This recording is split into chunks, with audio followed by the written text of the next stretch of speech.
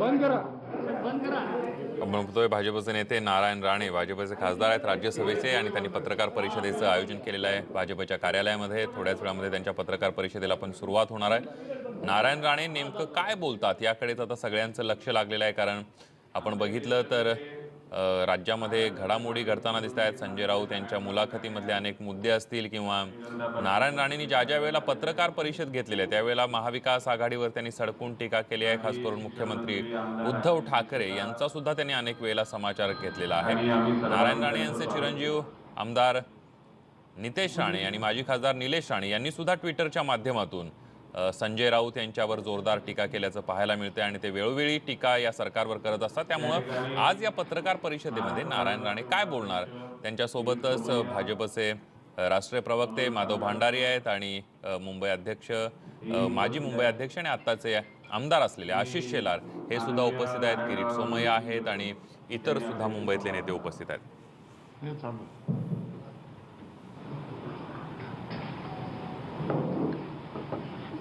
सन्माननीय आशिषजी शेलार, सन्माननीय माधव भंडारी जी, सन्माननीय किरीट सोमय्या, अन्य मान्यवर पत्रकार मित्र, आज मी भारतीय जनता पक्षाच्या कार्यालयाला भेट देण्यासाठी आलो होतो। मी कार्यालयात आलो, माझं स्वागत सन्माननीय आशिष माधव भंडारी आणि अन्य पदाधिकाऱ्यांनी केलं, मी त्यांचा अतिशय ऋणी आहे। त्यानंतर भेट दिल्यानंतर आपण सर्व पत्रकारांना भेटण्यासाठी म्हणून मी आलेलो आहे। महाराष्ट्रामध्ये सत्तांतर झालं, परिवर्तन झालं, भारतीय जनता पक्ष आणि शिवसेनेचं सरकार जाऊन शिवसेना काँग्रेस राष्ट्रवादीचं सरकार महाराष्ट्रात आहे म्हणतात, अस्तित्व जाणवत नाही असं मला वाटतं। 1.5 महिना होऊन गेलाय। लोकहिताच्या दृष्टीने, जनतेच्या दृष्टीने एकही कॅबिनेटचा निर्णय झाला नाही। आपण लगेच म्हणाल शेतकऱ्यांना 2 लाखापर्यंत कर्जमाफी दिली, ही माफी दिली नाही, ही घोषणा आहे। जी-आर जरी काढला तर त्या जी-आर मध्ये अंमलबजावणीची तारीख नसल्यामुळे तो कायदेशीर जी-आर नाही आहे।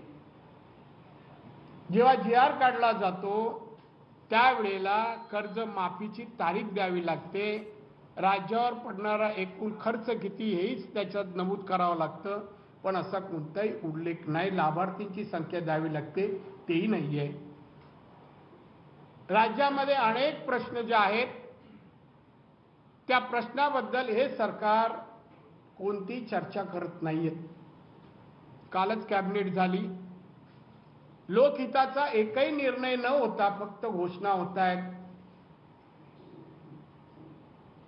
आम्ही अमुक करणार आहोत, तमुक करणार आहोत। परमपूज्य बाबासाहेब आंबेडकरांच्या पुतळ्याची उंची वाढवण्याचा निर्णय हाही अजित पवारनी त्या सभागृहात कॅबिनेटमध्ये मांडला, तो प्रस्ताव रूपाने आलेला नव्हता। ह्या सरकारने नियमानुसार कामही सुरू केलं नाही। आजही मंत्री मंत्रालयात येत नाही। आठवडे बाजाराप्रमाणे मंत्री आठवड्यातून 1 दिवस येतात कॅबिनेटच्या दिवशी आणि संध्याकाळी परत जातात। आठवडे बाजार मंत्री म्हणजे बैठक म्हणजे आठवडे बाजार असं झालेलं आहे। कारभार म्हणजे चेष्टा। महाराष्ट्र एक प्रगत देशातील राज्य, हिंदुस्थानात एक प्रगत राज्य, अग्रगण्य राज्य, पण आज हे प्रगतशील राज्य अधोगतीकडे चाललंय अशी परिस्थिती निर्माण झाली आहे। चिंता वाटते आहे। एका बाजूला राज्यामध्ये बेकारी वाढत असताना या बेकारीवर उपाययोजना कोणतीही होत नाहीये। विकास कामं चालू ठेवण्याऐवजी त्याला स्थगिती दिली जाते आहे। मागील राजवटीत काय झालं याची चर्चा करतायत. आपल्या राजवडीत नवीन काहीतरी लोकांना द्यावं याची चर्चा कॅबिनेटमध्ये नाही. 4-4.5 तास कॅबिनेट चालते, पण महाराष्ट्रातल्या जनतेच्या प्रश्नासंबंधी चर्चा होत नाही. घोषणा आणि त्याही मुख्यमंत्री सोडून अन्य लोक करतात. राज्याचा मुख्यमंत्री कोण हा माझ्यासारख्याला प्रश्न आहे. मुख्यमंत्री उद्धवजी ठाकरे, अजित पवार, जयंत पाटील की बाळासाहेब थोरात? नक्की कोण? का बाहेरून अजून कोण मुख्यमंत्री आहे संजय राऊत सारखा? या राज्याला किती मुख्यमंत्री? मुख्यमंत्र्याला आलेली निवेदनं मी माहिती घेतली. निवेदनावर मुख्यमंत्री काही लिहित नाही. मग ती निवेदनं पडून आहेत. कारवाई कधी होणार? लिहिणार कोण त्याच्यावर? कृती कोण करणार? काही नाही. म्हणजे थोडक्यात माननीय देवेंद्र फडणवीस यांच्यानंतर राज्याचा कारभार ठप्प झालाय अशी परिस्थिती आहे. संजय राऊत यांनी स्टेटमेंट काल दिली, मुलाखत दिली, वादग्रस्त मुलाखत. या माणसाला, या पत्रकाराला म्हणणार नाही, या व्यक्तीला सत्तेची मात चढली. जीभ फार चालती आहे. सत्तेवर येण्यापूर्वी ज्याप्रमाणे बोलत होता आमचीच सत्ता येणार, आली, पण सत्तेमध्ये त्यांच्या भावाला मंत्रिपद मिळालं नाही. त्यानंतर मात्र जेवढ्या स्टेटमेंट संजय राऊतच्या आल्या, मानसिक संतुलन बिघडल्यासारखं वाटत आहे. अशी परिस्थिती संजय राऊतची आहे. त्यांना एकच मी सांगेन या पत्रकारांच्या माध्यमातून, छत्रपती शिवाजी महाराज हे आमचं दैवत आहे. महाराष्ट्राचं नाही, देशाचं दैवत आहे. आमच्या दैवताबद्दल, त्यांच्या खानदानाबद्दल, वंशजाबद्दल जर काय बोलाल तर जीभ जाग्यावर राहणार नाही, एवढाच इशारा मी आज देतोय. कायदा सुव्यवस्था सरकार तुमचं आहे, काय करायचं ते करून घ्या. महाराजाच्या नावाने सत्तेवर आलात आणि महाराजांबद्दल, त्यांच्या खानदानाबद्दल, उदयराजे असतील की संभाजी राजे असतील, त्यांच्या खानदानाबद्दल तुम्ही पुरावे जर मागाल तर कोण संजय राऊत? काय वडिलांचं नाव? आम्ही पुरावा मागितला तर मग काय होईल? त्यांनी या भानगडीत कोणी जाऊ नये. महाराजांच्या खानदान आणि महाराजांच्या बद्दल कोणतेही वाक्य, अपशब्द कोणी जर काढल्यास भारतीय जनता पक्ष आणि मी मराठा समाजाचा कार्यकर्ता म्हणून त्यांना सांगतो, मी गप्प बसणार नाही, गप्प बसणार नाही. दुसरे विषय बोला ना, महाराष्ट्राबद्दल, जनतेबद्दल, विकासाबद्दल, राज्याच्या आर्थिक स्थितीबद्दल बोला. फक्त घोषणा करता, दुसरं काही नाही. आणि त्याच्यामुळे मला असं वाटतं, यानंतर कुठल्याही नेत्यांनी सत्तेतल्या छत्रपती शिवाजी महाराजांबद्दल कोणतेही भाष्य करू नये. करायचं असेल तर राज्यातील लोकांची चिंता करा, प्रश्न सोडवण्याचा प्रयत्न करा, ज्येष्ठ नेत्यांनी मार्गदर्शन करा. या वादात जाऊ नये असं मला वाटतं. सत्तेसाठी उद्धव ठाकरेंनी आघाडीचं नाव बदललं, शिव काढलं आणि महाविकास आघाडी केली. काय ठेवलं छत्रपती शिवाजी महाराजांचं? माननीय बाळासाहेब ठाकरेंनी छत्रपती शिवाजी महाराजांच्या नावाने या शिवसेनेला जन्म घातला. त्या उद्धव ठाकरे जवळपास नव्हते. आमच्यासारखे शिवसैनिक तेव्हा 15 वर्षाचा होतो.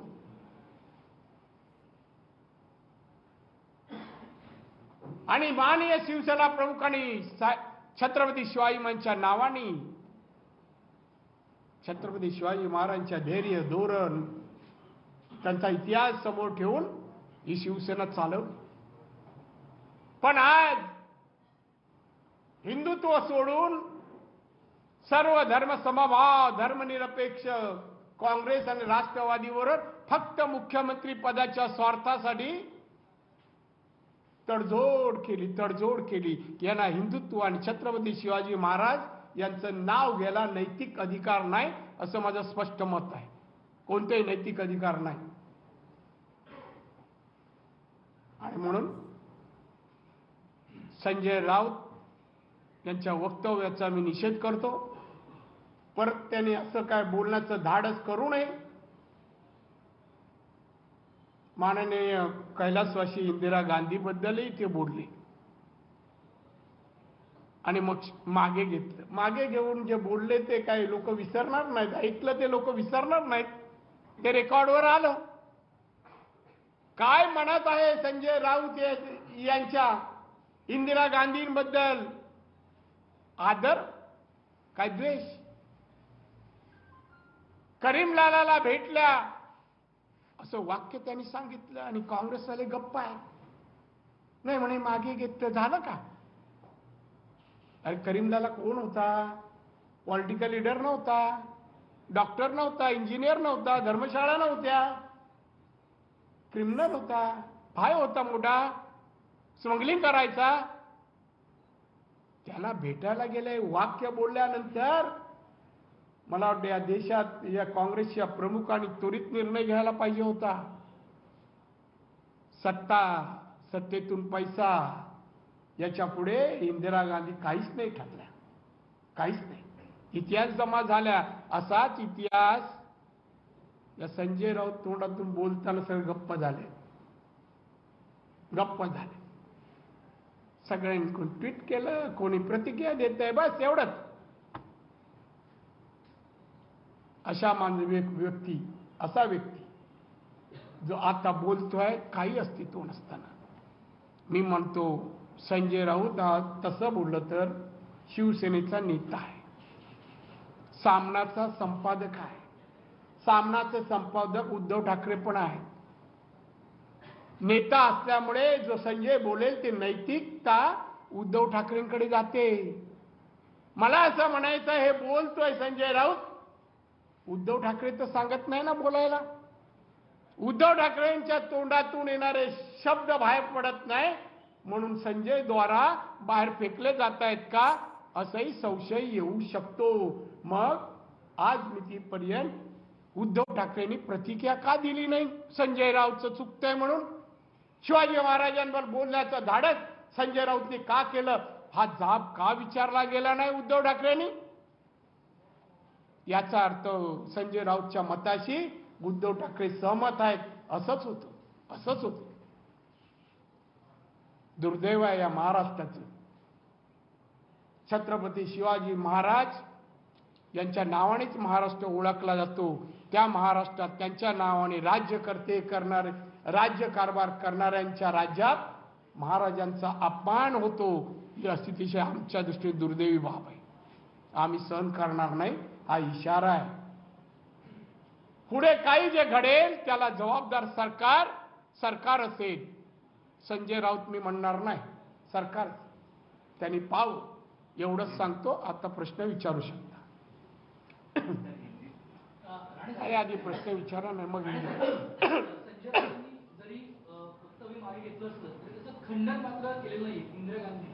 हा खंडन नाही केलंय. बरोबर आहे तुमचं. खंडन म्हणजे जी माहिती आहे अपुरी आहे, चुकीची आहे, हे काय म्हणाले नाहीत. फक्त शब्द मागे घेतले. म्हणजे याचा अर्थ ते जे त्यांनी सांगितलं ते खरं होतं, फक्त ते बोलले तर मागे घेतलं. रेकॉर्डर आणलं ती वस्तुस्थिती आहे असंच राहिली.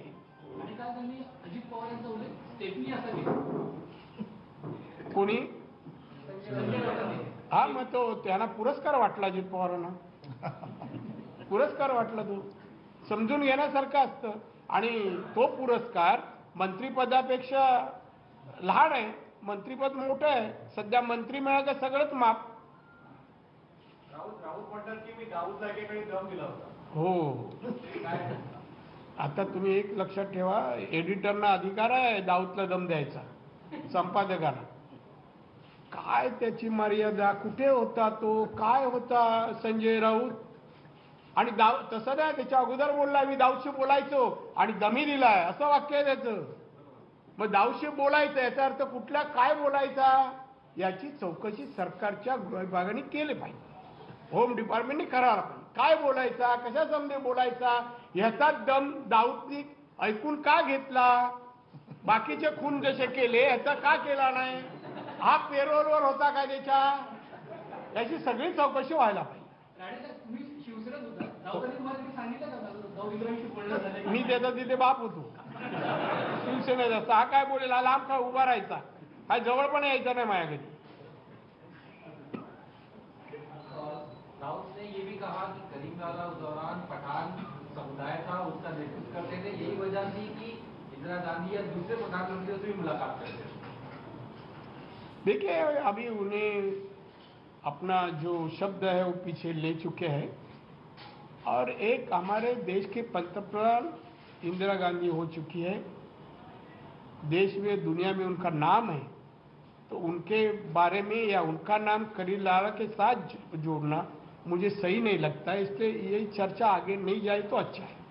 क्या वजह लग रही है कि कांग्रेस नेता जो है इस मामले में चुप नजर आ रहे हैं, क्योंकि आप भी काफी दिन कांग्रेस में रहे, सभी चीजें बेहतर तरीके से जानते हैं, इस मामले में कांग्रेस क्यों चुप नजर आ रही है? सत्ता चाहिए, सत्ता में पैसा चाहिए इनको, डिपार्टमेंट के लिए झगड़ा किया, हमें रेवेन्यू चाहिए, अशोक चौहान को भी रेवेन्यू चाहिए, थोरात को भी चाहिए, सभी को चाहिए। इसका मतलब क्या होता है, लोगों के लिए इनको मंत्री पद नहीं मांग रहे हैं। मामला खत्म हो चुका है सरकार में, एक जैसे जिस तरह से 3 अलग-अलग विचारधाराओं ने मिलकर इनके माफी मांगने से सरकार को ऐसा होगा, आपको लगता है? मैं समझा नहीं आपका पीछे लेने के बाद क्या लगता है कि सरकार बेहतर तरीके से चलेगी, कि आपसी मतभेद खत्म हो जाएंगे? देखिए वो आप देखेंगे अभी क्या होता है, कांग्रेस कैसे ये जो बात है किस तरह से लेते हैं, दिल्ली वाले क्या करते हैं, पीछे लिया तो हो गया। और जैसे अभी बोला अजित पवार को स्टेपनी बोला, स्टेपनी का क्या मतलब है, तो वो भी चुप बैठे, इसका मतलब क्या होता है, इसका मैं बोला ना, उनका संतुलन बिगड़ गया है, मेडिकल चेकअप के लिए भेजना चाहिए, वो भी गवर्नमेंट के खर्चा से। भाजप सरकारच्या काळामध्ये अनेक काही योजना होत्या, त्याचा बंद केल्या जातात, सरकारमध्ये बदल झाल्यानंतर अशा घटना घडतात, याबद्दल आपलं काय म्हणणं आहे? म्हणजे जलयुक्त शिवार असेल किंवा तांदळाचा बांधा योजना असेल किंवा इतर योजना, आपलं काय म्हणणं आहे? हे बघा, कोणतीही योजना मंत्र्याने आणू दे, कोणी आणू दे, शेवटी कॅबिनेट समोर येते, ती येत असताना ती योजना लोकांच्या किती हिताची आहे, योजना राबवल्यानंतर त्या लाभ लोकांना कितपत होणार आहे, त्यांचं पर डे दरडोई उत्पन्न म्हणा, GDP म्हणा, किती प्रमाणात ग्रोथ होणार त्या योजनेच्या माध्यमातून, या सगळ्याचा अभ्यास केल्यानंतर हा प्रस्ताव कॅबिनेट समोर येतात. जलशिवारमध्ये फार मोठ्या प्रमाणामध्ये पाण्याचा प्रश्न अनेक गावात अनेक भागात सुटलेला आहे. आता यांची काय अजून हे अभ्यासू जास्त असतील, कारण 2 महिन्यात जवळपास एकही निर्णय नाही, किती अभ्यास करतायत हे लोक. त्यामुळे कोणती योजना आणणार, शेवटी आपल्या फायद्याची आणतील, लोकांच्या फायद्याची नाही. आतापर्यंत एकही निर्णय नाही लोकहिताचा.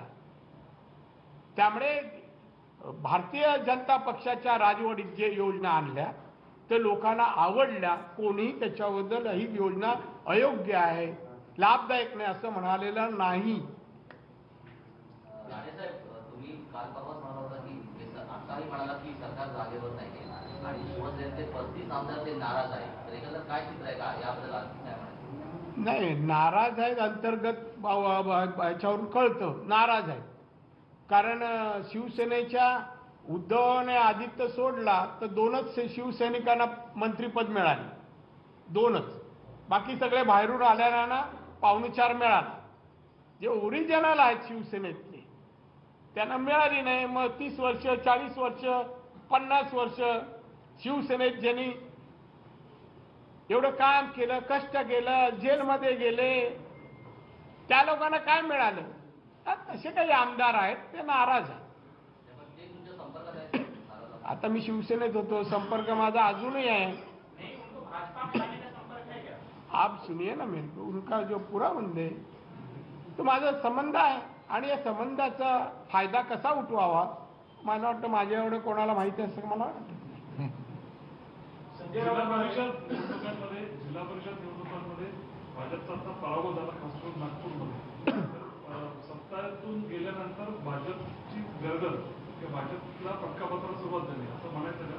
आपण कसं बघताय? असं काय फटका बिटका बसत नाही. भाजप म्हणजे शिवसेना नाही. भाजपमध्ये असे फटके नाही, चिमटे म्हणा, असे काय फरक पडत नाही आम्हाला कोणी घेतलं. त्या ठिकाणी जी घडलं आणि जी ज्या वातावरणात ती नागपूरची निवडणूक झाली असं होतंच पुढे मागे येऊ. त्यात सत्ता बदलली म्हणून नाही, कदाचित सत्ता असती तरी पण कधी घडलं असतं. त्यामुळे आम्हाला फरक पडत नाही. पूर्ववत परिस्थिती भाजप करेल. उस्मानाबादमध्ये आपण पाहिलं तर तानाजी सावंत हे नाराज होते आणि इथं भाजपची सत्ता आणण्यात त्यांचा देखील मोठा सहभाग आहे असं म्हटलं जातं. ते नाराज आहेत. या सगळ्या गोष्टींकडे तुम्ही कसं बघता? कारण त्यांना मंत्रिपद मिळणार अशी चर्चा होती, पण त्यांचा काही नंबर तिथे लागला नाही. खरं तर आता शिवसेनेचे जे काही 54 आले ते 54 संख्या आणण्यामध्ये तानाजी सावंतांचा मोठा वाटा आहे.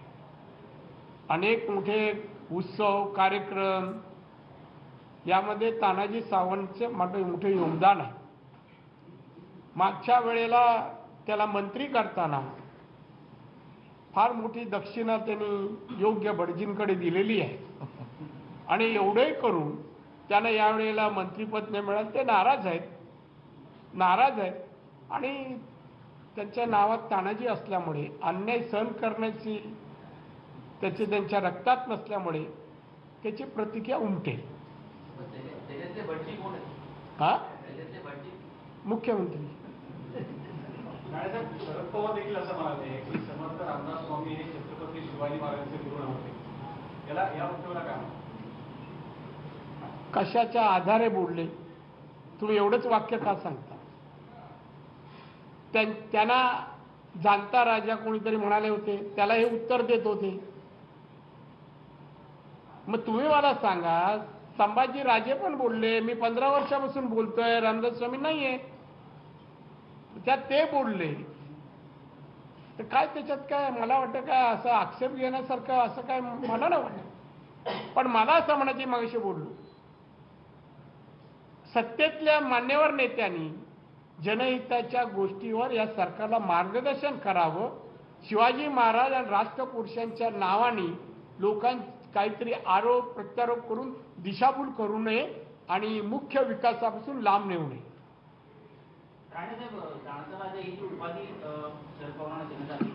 देण्यात आली, कोणी दिली? अरे आता निवडणुकीच्या वेळेला बरीच विशेषणा उमेदवाराला लावतात.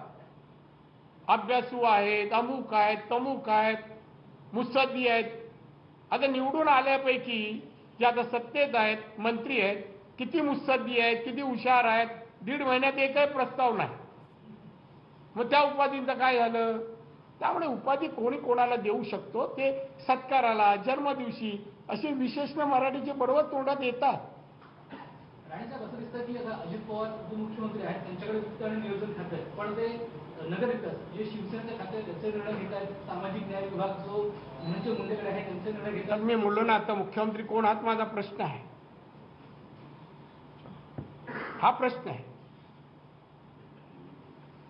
झालं का? थोड़ा सा हिंदी में संक्षेप में जाना चाहिए. जिस तरह से शिवाजी महाराज वर्षन को लेकर संजय राउत ने बयानबाजी की, उसे किस तरह से देखें? संजय राउत का बयान का मैं निषेध करता हूं.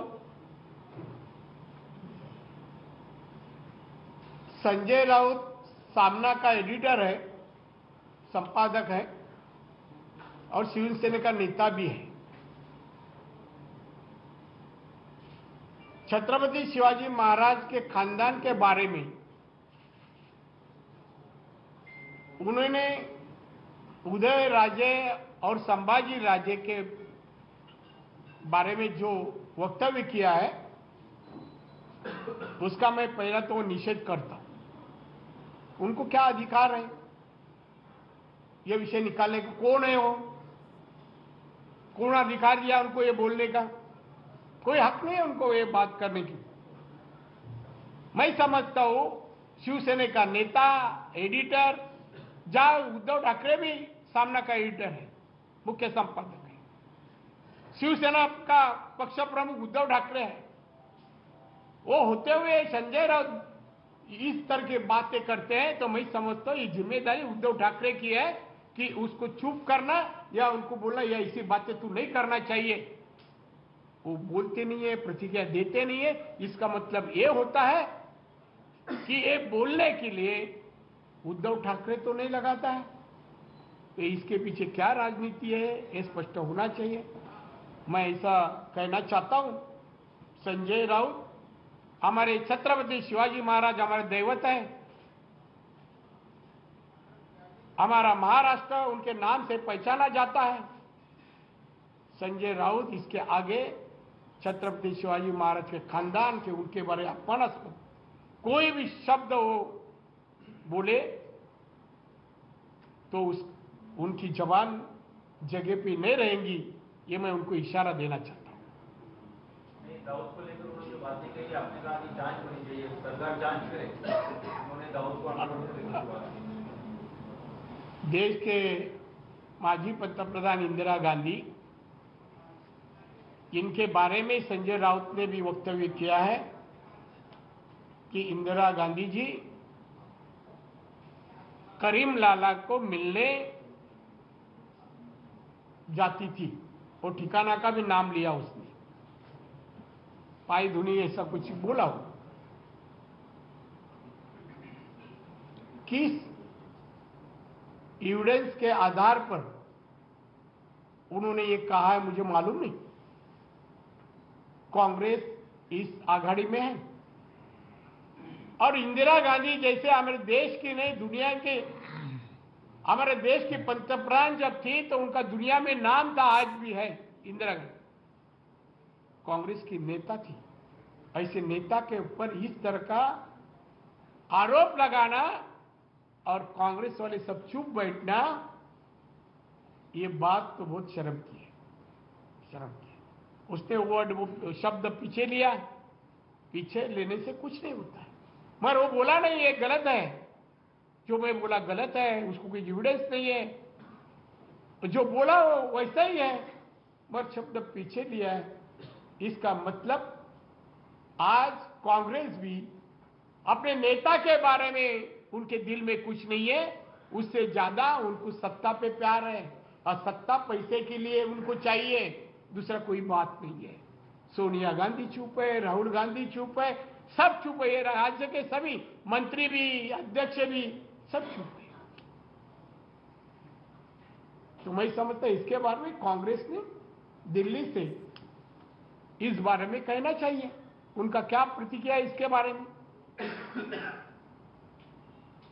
जो दाऊद को लेकर उन्होंने कहा कि मैंने बात हुई थी, उनको धमकाया, आपने कहा जांच होनी चाहिए। हाँ, दाऊद से बातें जैसा फ्रेंडली करता था तो मैं समझता उनके कैटेगरी का ये भी आदमी है। हाँ, इतना बात करता था, भाई धब भी देता था, दाटी देता था, बोलता है। दाटी देने की हिम्मत दाऊद को, शिवसेना के नेता को है, इसका मतलब हमें शक आ रहा है अभी, इनकी तो मिली जुली नहीं था उस वक्त। बकवास बात करता है।